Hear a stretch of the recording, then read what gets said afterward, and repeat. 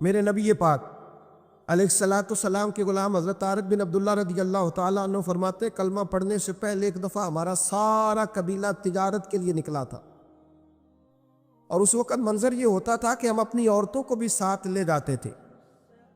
6 مہینے سفر کرنا ہوتا تھا، اونٹ گھوڑے ہم بیچا کرتے تھے، عورتیں بھی ساتھ رہتی، کھاتے بھی پکاتے بھی۔ کہتے ایک سفر سے ہم واپس آ رہے تھے تو مدینے کے باہر صحرا میں ہم نے پڑاؤ کیا، اکیلے رسول پاک صلی اللہ علیہ وسلم، کہتے ہیں نبی پاک تنہا اکیلے، حضور نہ سیر کرتے ہمارے قافلے کے پاس سے گزرے، خیمے لگے تھے، پڑاؤ کیا، محبوب تشریف لے آئے۔ کہتے ہیں حضور سید عالم صلی اللہ تعالی وسلم تشریف لائے، کوئی قبیلے میں سے قافلے میں سے حضور کو جانتا نہیں تھا۔ ایک سرخ رنگ کا اونٹ تھا ہمارے سردار کا جو بکنے سے رہ گیا تھا، بڑا خوبصورت۔ کہتے ہیں نبی پاک کو پسند آ گیا۔ حضور پوچھنے لگے تم کون ہو؟ کہا جی مسافر ہے۔ کہاں سے آئے ہو؟ فلاں جگہ سے آئے ہیں۔ کس لیے آئے ہو؟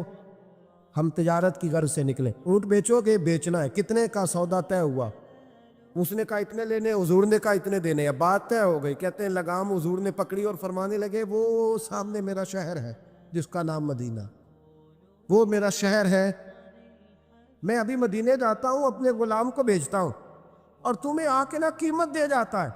محبوب گھوڑے کی لگام تھا، اونٹ کی لگام تھا، میں نکیل تھا، میں اونٹ تھا سرخ رنگ کا۔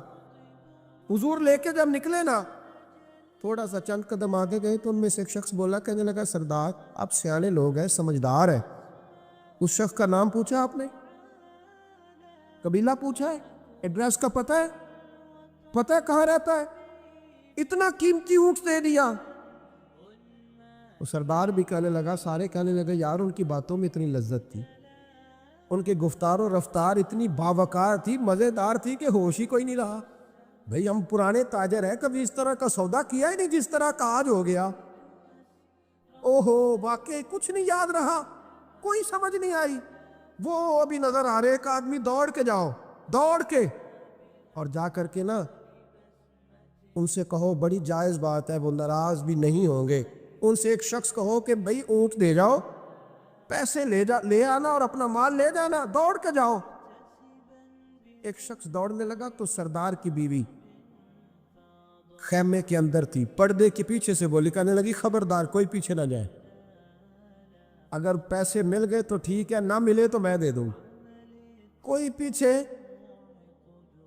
نہ، کوئی نہ جائے پیچھے۔ سردار کہنے لگا تو جانتی ہے؟ کہنے لگی نہیں۔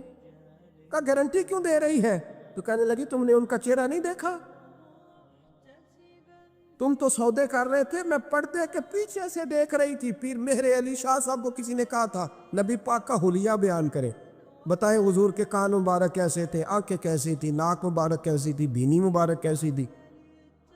تو پیر مہر علی شاہ صاحب کہنے لگے کوئی مثل نہیں ڈھولن دی، کہنے لگے مجھ سے نہیں بیان ہوتا حضور کا حلیہ، کوئی مثل نہیں ڈھولن دی، تو چپ کر مہر علی، ایتھے جا نہیں بولن دی، بس کر، تو بیان کر سکتا ہے؟ اتنی طاقت۔ اعلیٰ حضرت نے کہا لم یاتی نذیر کپی ناظرن مثلے تو نشد، پیدا جانا۔ کہا حضور مثال تو تب آپ کی بنے گی نا، کوئی آپ کی طرح کا پیدا تو ہوگا، تبھی مثال بنے گی، تو جب ہوا ہی نہیں تو مثال کیسے بنے گی؟ کہنے لگی کوئی نہ جائے، نہ پیسے آئے تو میں دے دوں گی، میں تو پردے کے پیچھے سے دیکھ رہی تھی، ان کے چہرے کا وقار دیکھا، ان کی آنکھوں کی روشنی دیکھی، ان کے لفظوں کا حسن دیکھا۔ تم 50 باتیں کرتے تھے، وہ ایک جواب دیتے، اور گنے چنے لفظ بولتے تھے، ان کی سادگی کا وقار دیکھا۔ جانے دو، نہ پیسے آئے تو میں دوں گی۔ کہتے حضور گئے، تھوڑی دیر کے بعد ایک کالے رنگ کا حبشی غلام آیا، پیسے بھی پکڑے اور اپنی چادر میں نا کھجوریں باندھ کے تو پیچھے ڈالی ہوئی، اور دیہاتی لوگ پیچھے نہیں ڈال لیتے، کھجوریں ڈال کے پیچھے۔ کہتے ہیں وہ آئے اور ان کی آنے کا انداز بھی بڑا نرالا تھا۔ کہتے ہیں وہ جھومتے جھومتے اللہ کا ذکر کرتے، اللہ الصمد کرتے پہنچ گئے، اور آگے کہنے لگے تم سے میرے نبی نے اونٹ خریدا ہے؟ تم سے؟ کہا ہم سے خریدا ہے۔ کہنے لگے یہ تمہارے پیسے؟ اور پھر چادر کھول کے صحرا پہ بچھا دی، کہنے لگے یہ تمہارے پیسے، اور کھجوریں کھاؤ، میرے نبی نے تحفہ بھیجا ہے، کھاؤ، حضور نے تحفہ بھیجا ہے۔ تو وہ سردار کی بیوی اوٹھ ہٹا کے کہنے لگی اور کالے رنگ کے اکشی گلاب انہیں کھجوریں کھلا، اور مجھے اس عزت والی ماں کا نام بتا جس کے گھر میں ایسا لال پیدا ہوا، انہیں کھجوریں کھلا، اور مجھے اس عظمت والے باپ کا نام بتا جس کے گھر میں ایسا پھول کھلا ہے۔ وہ قبیلہ تو بتا تو صحیح، وہ کون تھے؟ 2 گھڑیاں رکے ہیں پر خوشبوئی پھیل گئی ہے، رنگ ہی بدل گیا، تار کوئی مثل نہ ڈھولن دی، تو چپ کر مہر علی ایتھے جا نہیں بولن دی۔ ایک روایت میری نظر سے گزری، اور کیا ہی انداز ہے، امام زرقانی نے لکھی۔ ایک صحابی ہیں حضرت ابو قرصافہ رضی اللہ تعالیٰ عنہ، حضرت ابو قرصافہ رضی اللہ تعالیٰ عنہ فرماتے میں چھوٹا تھا، میری اماں اور میری خالہ مجھے ساتھ لے گئی، میں نے کہا کہاں جانا ہے؟ کہنے لگے آؤ نبی پاک کا کلمہ پڑھنے جانا ہے۔ پڑھیے درود شریف صلی اللہ، سارے پڑھیے، پھر پڑھیے ایک دفعہ صلی اللہ تعالیٰ علیہ، حضور کا ذکر ہو تو فوراً درود پڑھنا چاہیے۔ نبی کریم علیہ السلام کی بارگاہ میں نا میری خالہ اور میری اماں دونوں مجھے ساتھ لے گئیں کلمہ پڑھنے۔ کہتے ہیں جب ہم حضور کی بارگاہ میں پہنچے، کلمہ پڑھا، واپس آئے تو میری اماں اور میری خالہ آپس میں بات کرنے لگیں۔ میری خالہ کہنے لگی تو نے دیکھا ہے ان کا بولنا کتنا مزیدار؟ میری خالہ کہنے لگی تو نے تو وہ دیکھا، لیکن وہ جو غلام آیا تھا اس کے ساتھ ان کا رویہ کتنا پیارا تھا۔ تو نے دیکھا جب وہ کھانا کھا رہے تھے تو پہلا خیال انہوں نے ہمارا کیا، بار بار وہ ان کا ذکر کرتی، کہتے آپس میں حضور کی شانیں بیان کرتی، میری اماں بھی میری خالہ بھی۔ بالآخر بات لمبی ہو گئی تو میری اماں بولی، کہنے لگی بس کر، ہم کتنی عظمتیں بیان کریں گے، مجھے تو 3 باتیں سمجھ میں آئی ہیں۔ کتنی؟ 3 باتیں مجھے سمجھ میں آئی ہیں۔ کہا وہ کیا؟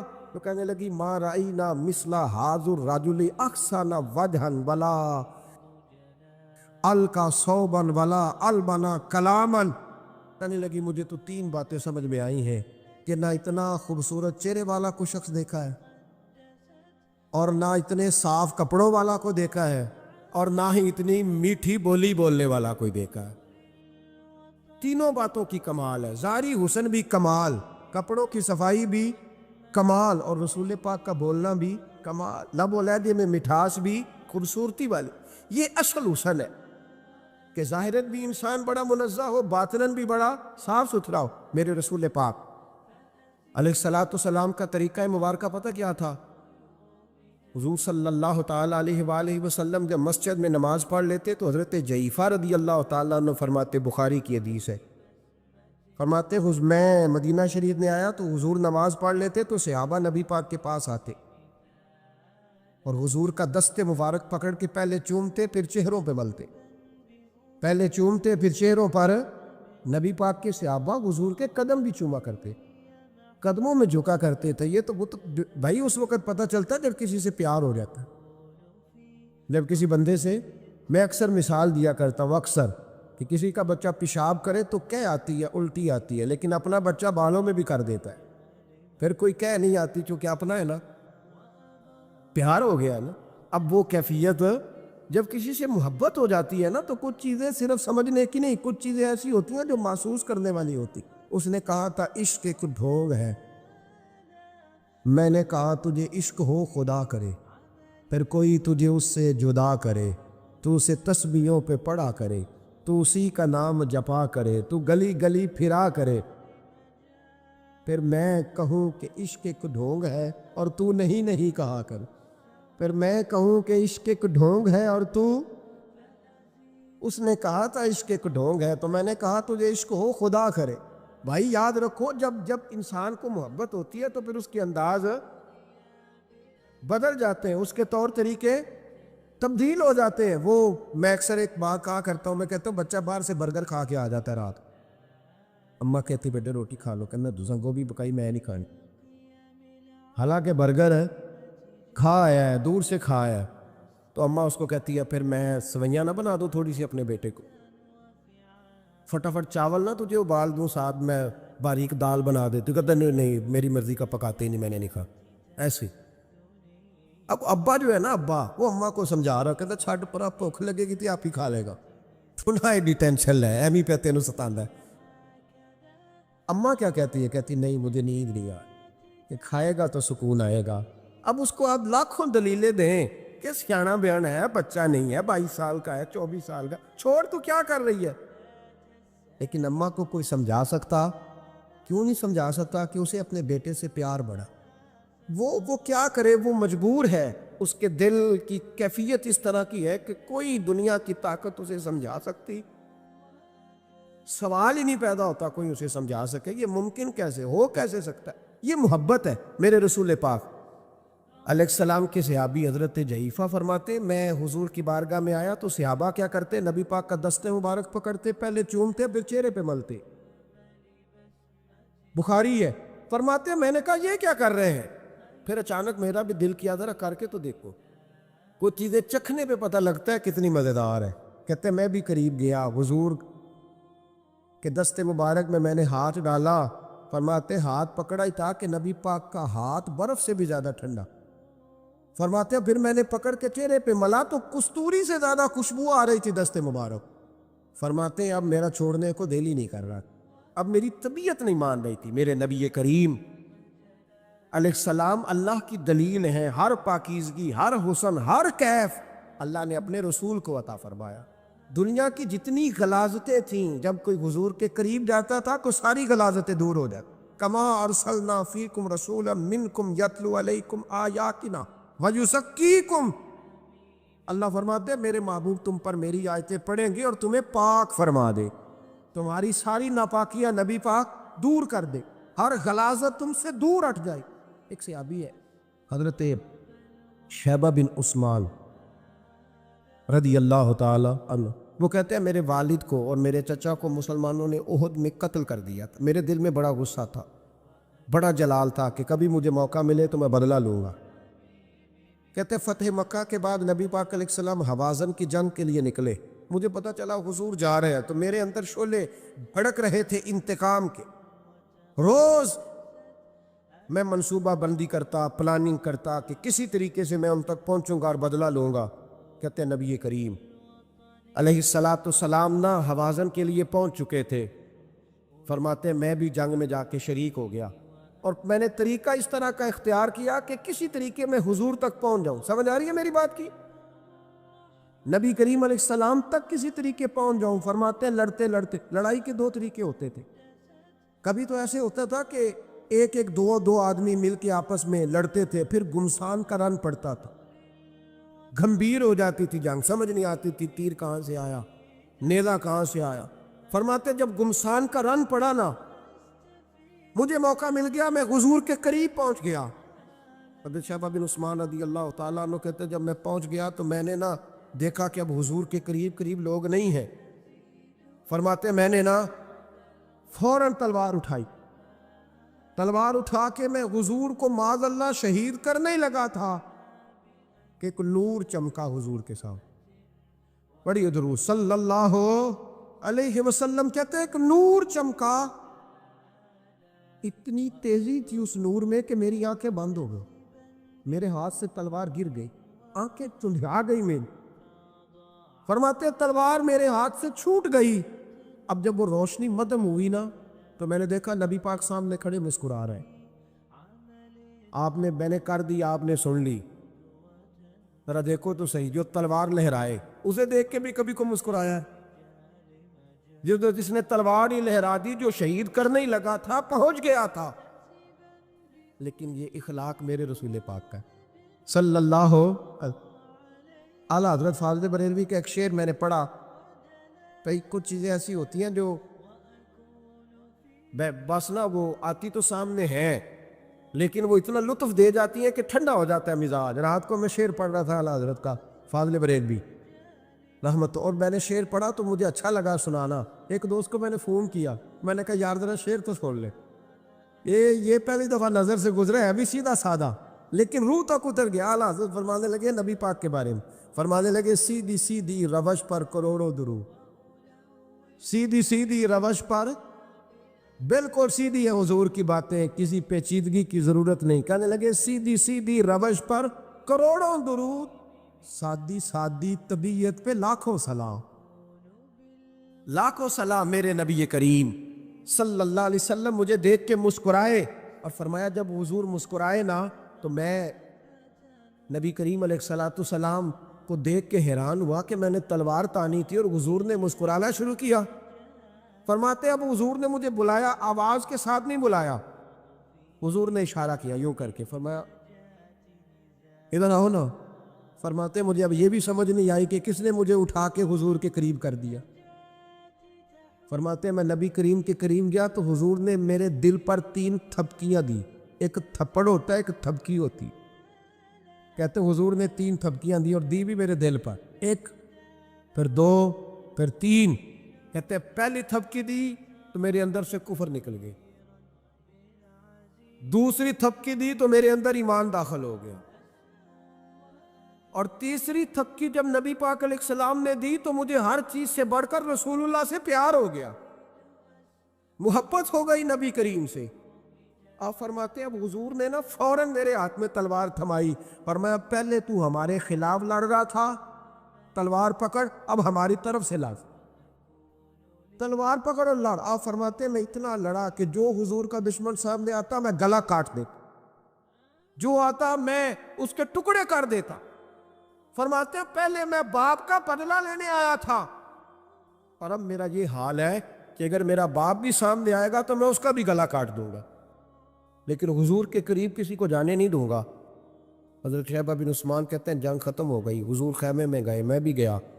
اب نبی پاک لوگوں سے باتیں کر رہے ہیں, حضور لوگوں سے باتیں کر رہے ہیں. میں ایک کونے میں بیٹھا سوچ رہا ہوں کہ میں تو بدلہ لینے آیا تھا, یہ میرے ساتھ ہوا کیا. حضور لوگوں سے باتیں کرتے جا رہے ہیں, میں سوچتا جا رہا ہوں کہ میں تو انتقام لینے آیا, یہ کیا معاملہ ہوا. کہتے محبوب نے اچانک میری طرف نظر اٹھائی اور فرمانے لگے شیبہ ایک ارادہ تو نے کیا تھا جو غلط تھا, اور ایک ارادہ میرے رب نے کیا ہے اور تیرے اوپر فضل فرما دیا ہے. فرماتے حضور نے اب مجھ سے فرمایا کوئی خواہش ہو تو بتاؤ, مانگ لو کچھ مانگنا ہے تو. میں نے عرض کی یا رسول اللہ میری بخشش کی دعا کر, بڑا میرا خوفناک ماضی ہے, میں اسلام کا بڑا دشمن رہا. کہتے میں نے دعا کے لیے کہا اور حضور پھر دوسرے لوگوں سے باتیں کرنے لگا, کبھی اس سے کبھی اس سے کبھی اس سے. میں سوچنے لگا کہ میری بات کا کوئی جواب ہی نہیں آیا. جب 2-3 بار میں نے سوچا تو میرے کریم نے پھر توجہ میری جانب کی اور فرمایا تو نے بخشش کی دعا کا کہا تھا, میں نے سن لیا ہے, رب کریم نے تیری بخشش فرما دی ہے, اللہ نے تجھے بخش دیا ہے, تیری خطائیں رب کریم نے معاف کر دی. نبی پاک کے دست مبارک کی برکت میں آپ کو سینکڑوں لوگ دکھاتا ہوں, سینکڑوں لوگ, بڑے دعوے سے کہہ رہا ہوں, 2 4 5 نہیں, سینکڑوں لوگ. انہوں نے پردیس جا کے محنت کی, کمائیاں کی, لیکن اپنے دیس میں مسجد بنائی تو لوگوں کو کہا کہ علامہ صاحب, قاری صاحب, پیر صاحب, نہ پیسے سارے دوں گا پر میرا نام نہ لے لو. میں نے کہا میں سینکڑوں لوگ دکھاتا ہوں, سینکڑوں لوگ, محنت کی, جدوجہد کی, کوشش کی. یہ اسٹیج پہ بیٹھتے میری طرح کے وہ لوگ جو پیر صاحب, صوفی صاحب, علامہ صاحب ہوتے, لیکن میں سینکڑوں لوگوں کو جانتا ہوں جو محفل کا اشتہار اپنے ہاتھوں سے لگاتے, محفل والے دن جھاڑو بھی دیتے, لوگوں کو پیغام بھی دیتے. ان کا اشتہار پہ بھی نام کوئی نہیں, نقیب نے بھی نام نہیں لیا, وہ اسٹیج پہ بھی نہیں بیٹھے, لیکن جب محفل سج جاتی ہے, جب دنیا آ جاتی ہے, جب رسول پاک کا ذکر قروج پکڑتا ہے تو وہ دور کھڑے ہو کے کہہ رہے کتنی اچھی ہو گئی ہے میری محفل, کتنی اچھی ہو گئی ہے میری محفل.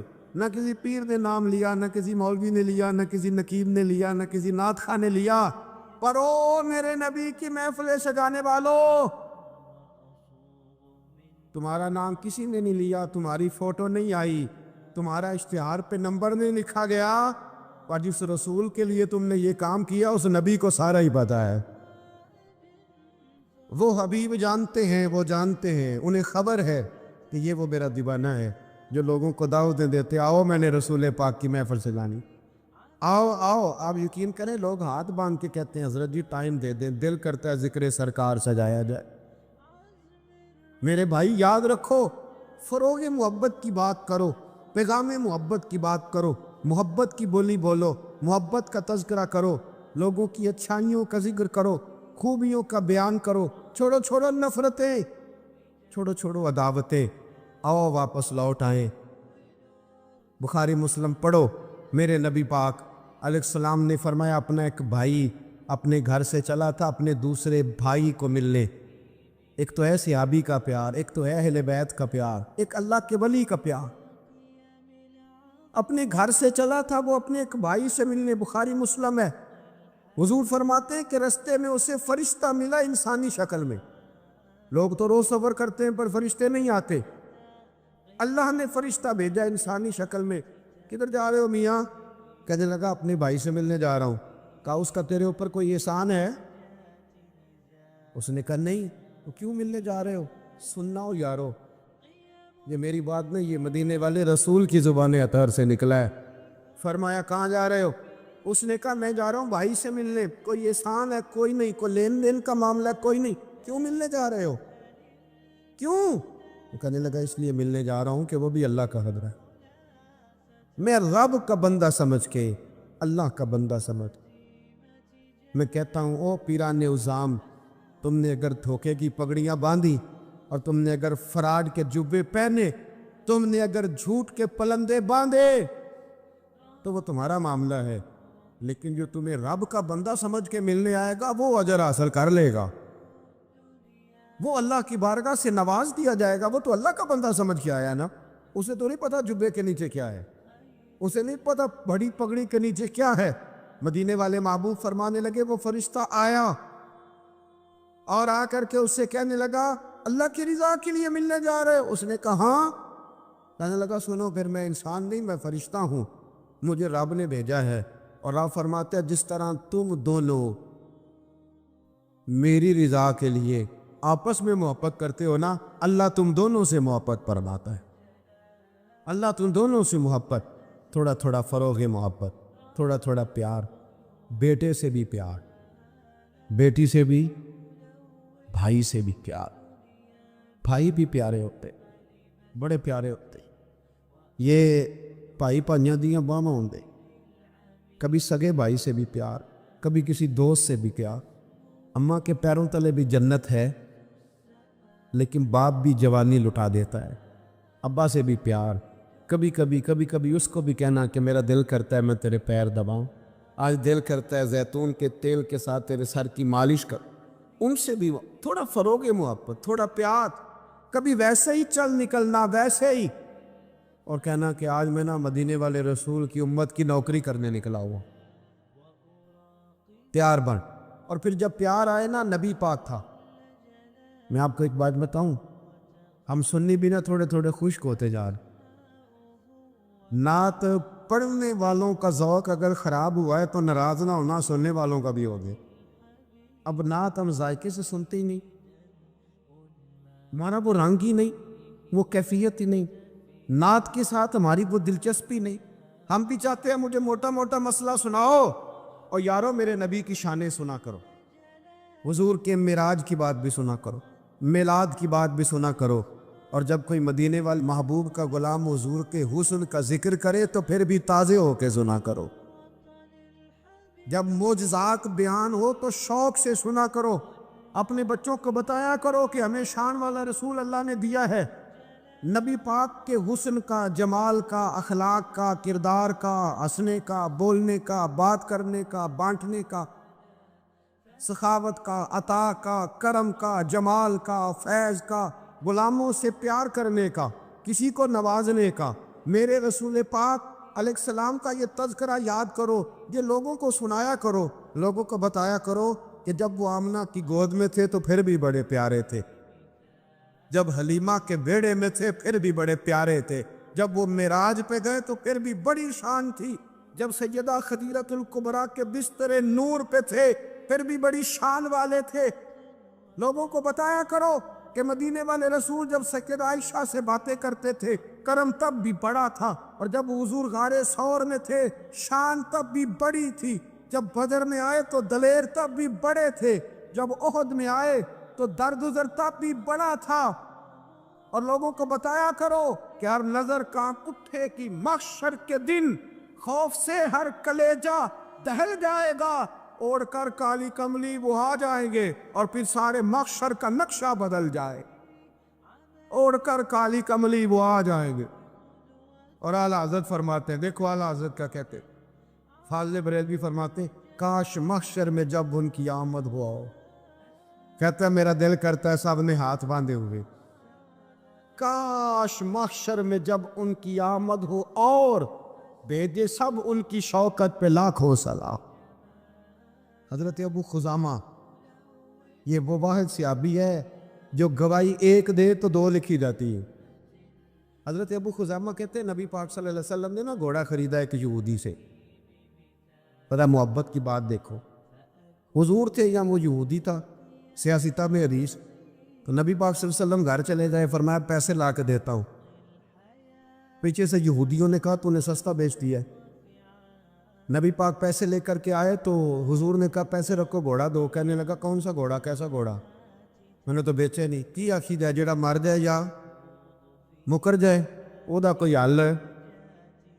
اس نے کہا کون سا گھوڑا، حضور نے فرمایا گھوڑا تو نے بیچا میں نے خریدا، پیسے رکھ، کہنے لگا کوئی گواہ ہے تو دے، ایک بندہ بھی کہہ دے، اب گواہی کون دے، وہاں تو تھا ہی کوئی نہیں، رش لگ گیا، اپنے بیگانے سب جمع ہو گئے، حضرت ابو خزامہ پیچھے کھڑے تھے، دونوں ہاتھ اونچے کر دیے، کہنے لگے سونیا میں گواہی دیتے، میں دیتا ہوں نا گواہی، میں دیتا ہوں گواہی۔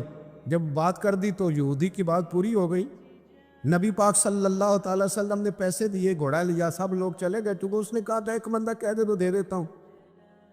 حضور نے سیدنا بلال حبشی سے کہا گھوڑا لے دا گھر، اور شارحین نے لکھا ہے، شارحین نے کہ نبی پاک نا لوگ چلے گئے تو حضور نے نا حضرت خزیمہ کے یوں گلے میں ہاتھ ڈالا، اور حضور ساتھ ساتھ جل رہے ہیں، ساتھ ساتھ، اور مسکرا کے فرمانے لگے یار تو نے تو دیکھا ہی نہیں تھا، اور گواہی کیسے دے دی، تو تے تھا ہی نہیں، گواہی نہ علماں میں پھسا سانو، تو یار دی گل سنا سانو، اور تے علم دا سکہ نہیں چلدا جتھے عشق حراں دا ڈیرا ہے۔ نبی پاک صلی اللہ علیہ وسلم نے فرمایا ابو خزامہ تو تھا ہی نہیں، تو گواہی کیسے دے دی، چلتے چلتے کہا۔ جناب ابو خزامہ ٹھہر گئے، حضور کی رک گئے، غور سے سرکار کا چہرہ دیکھا، عرض کرنے لگے سونیا کیا کہا، میں وہاں تھا نہیں، میں نے دیکھا نہیں تو گواہی دے دی۔ کیا جملہ ہے، کیا شان ہے، کیا ایمان ہے، کیا قوت ہے۔ عرض کرنے لگے یا رسول اللہ میں نے تو رب بھی نہیں دیکھا، میں نے کو دیکھا، تو نے کہا وہ ہے تو میں نے کہا ہے، تو نے کہا مالک ہے تو میں نے کہا وہ مالک ہے، تو نے کہا خالق ہے تو میں نے کہا وہ خالق ہے، تو نے کہا اس نے تجھے پیدا کیا ہے تو میں نے کہا ٹھیک ہو گیا، تو نے کہا سجدہ کر تو میں نے کیا، تو نے کہا اس کا ذکر کر تو میں نے کیا، تو نے کہا یہ اس کی کتاب ہے پڑھ تو میں نے پڑھی۔ تو جب تیرے کہنے پہ میں اتنی بڑی شے مان گیا ہوں تو گھوڑا تو چیز ہی کوئی بھی، اتنی بڑی شے جو مان گیا ہوں، تو گھوڑا پیچھے رہ جائے، سر سے لے کر پاؤں تک تنویر ہی تنویر ہے، جیسے منہ سے بولتی قرآن کی تفسیر ہے، سوچتی تو ہوگی دنیا مصطفیٰ کو دیکھ کر وہ مصور کیسا ہوگا جس کی یہ تصویر ہے۔ آپ ذرا ماننے کا رنگ دیکھیں، آپ ذرا غلاموں کے ماننے کا، آپ ذرا انداز تو دیکھیں نا غلاموں کے مان۔ نبی پاک صلی اللہ علیہ وسلم کہتے سونیا میں نے کو رب دیکھا ہے، آپ نے کہا ہے تو میں نے کہا اتنی بڑی شے مان۔ اب حضور نے کیا کہا، ایسے نہیں کہتے، یہ نہیں فرمایا، اس طرح نہیں کرتے، یہ نہیں فرمایا۔ نبی پاک نے نا بازو پکڑا، حضرت ابو خزیمہ رضی اللہ تعالیٰ عنہ نے نا، وہ کبھی جیت جاتا تھا نا ہمارا کھلاڑی تو اس کا بازو پکڑ کے اونچا کرتے تھے، تو نبی پاک نے حضرت ابو خزیمہ کا بازو پکڑ کے اونچا کیا، میں سنو میرے یارو، جہاں گواہی کی ضرورت پڑے دو بندے چاہیے، پر جہاں میرا ابو خزیمہ آ جائے نا، ایک کی گواہی دو کے برابر، ایک کی گواہی دو کے برابر۔ میرے بھائی محبوب کی محبت کوئی معمولی بات ہے، رسول پاک کا پیار آپ اس کو ہلکی بات جانتے؟ سنو، یہاں لوگ کہہ دیتے ہیں میں نے اتنے سال لگائے غلامی میں۔ حضرت صہیب ابن سنان، حضرت صہیب ابن سنان رومی مکے سے نکلے مدینے جانے کے لیے، ابو جہل نے روک لیا، کہنے لگے نہیں جانے دیں۔ آپ فرمانے لگے ایک سودا کرتے ہو میرے ساتھ؟ نے کہا وہ کیا؟ فرمایا تمہیں پتہ ہے نا میں بڑا مالدار آدمی ہوں؟ نے کہا جی ہاں۔ فرمانے لگے مدینے میں نے جانا ہے، میں نے ٹھان لے لی، وہ سنا تھا کہ آستانہ یار دور ہے، پر ہم نے یہ ٹھان لی تھی کہ جانا ضرور ہے، اور موقوف طور پر ہی نہیں جلوائے دید کچھ، ہوش اڑ گئے جہاں پر وہیں کوہ طور ہے، بس ہوش اڑ گئے جہاں پر وہیں کوہ طور ہے۔ تو آپ فرمانے لگے میں نے مدینے تو جانا ہے، اگر روکو گے تو میں پھر تلوار نکالوں گا، ٹوٹ گئی تو تیر نکالوں گا، ختم ہو گئے تو نیزہ چلاؤں گا، اور مدینے میں جا کے رہوں گا۔ جنوں ویکھ کے ٹھر دیاں اکھیاں نے، جنوں ویکھ کے ٹھر دا سینہ ہے، ربا تیری ساری خدائی چ ایک ہی تے شہر مدینہ ہے، اور میں جانا میں نے ضرور ہے، یہ پاک ہے، سودا کر لو۔ ابو جہل کہنے لگا جی کیا سودا؟ آپ فرمانے لگے تو پتہ ہے نا میرے پاس بڑا مال ہے، پتہ ہے نا میرے پاس بڑا کچھ ہے۔ اس نے کہا ہاں۔ فرمانے لگے سارا لے لو۔ ابو جہل کہنے لگا یعنی سارا؟ آپ نے فرمایا سارا۔ جیبیں خالی کر دی، جیبیں خالی کر دی، ہر چیز اتار کے دے دی، گھوڑے پہ جو کجاوا تھا نا وہ بھی اتار کے دے دیا۔ حضرت صہیب ابن سنان کہتے ہیں میں سارا کچھ دے کے نا، سارا کچھ دے کے، سارا کچھ دے مدینے پہنچا۔ رسول کریم کی زیارت ہوئی، جو لفظ نبی پاک نے کہے وہ بڑے انوکھے ہیں۔ فرمایا صہیب تو نے جو تجارت کی ہے نا، تو نے مال دے کے رب رسول کو راضی کر لیا ہے، تجارت لفظ بڑے قابل غور ہیں۔ حضور فرمانے لگے تو نے جو تجارت کی ہے نا، مال دے کے اللہ رسول کو راضی کر لیا ہے۔ فرمایا تجارت تو نے کی ہے پر کوئی مہنگا سودا نہیں کیا، اور تو نے تو سستے میں خرید لی عرض ہے، تو نے کوئی مہنگا سودا